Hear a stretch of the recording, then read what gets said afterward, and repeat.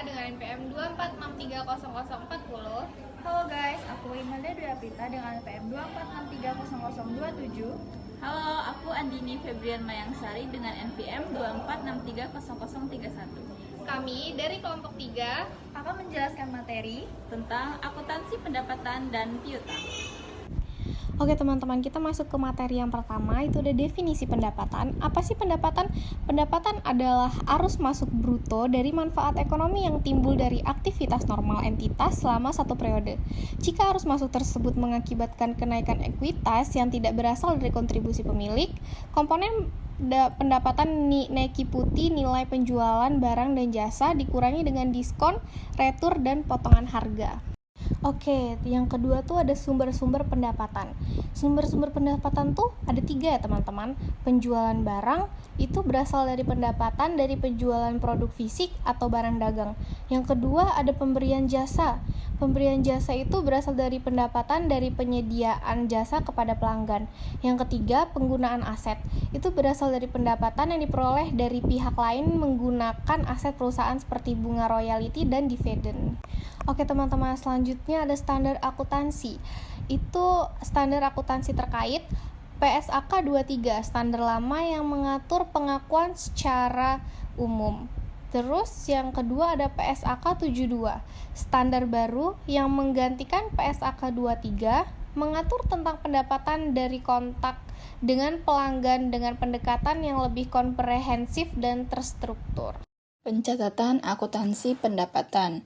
Jurnal umum untuk pendapatan biasanya melibatkan debit pada akun kas atau piutang dan kredit pada akun pendapatan. Contoh pencatatan termasuk jurnal untuk penjualan tunai, penjualan kredit, retur penjualan, dan pendapatan diterima di muka. Selanjutnya, pengakuan pendapatan. Pada titik waktu tertentu, pendapatan diakui pada saat tertentu ketika pengendalian atas barang atau jasa dialihkan kepada pelanggan.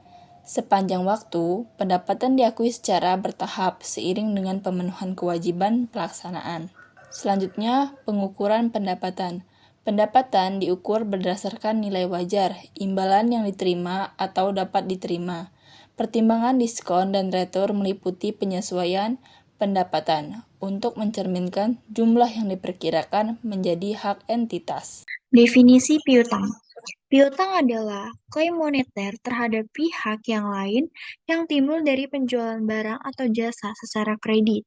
Karakteristik piutang ini meliputi hak untuk menerima pembayaran di masa depan, nilai yang dapat ditentukan, dan tanggal jatuh tempo. Selanjutnya ada klasifikasi pendapatan.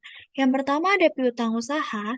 Ini adalah piutang yang timbul dari penjualan barang atau jasa secara kredit dalam kegiatan normal bisnis. Yang kedua ada piutang wesel. Ini adalah klaim tertulis untuk menerima sejumlah uang tertentu pada tanggal yang ditentukan dan disertai dengan bunga. Yang ketiga ada piutang lain-lain. Ini adalah piutang yang tidak terkait dengan kegiatan operasional utama seperti piutang karyawan atau piutang pajak.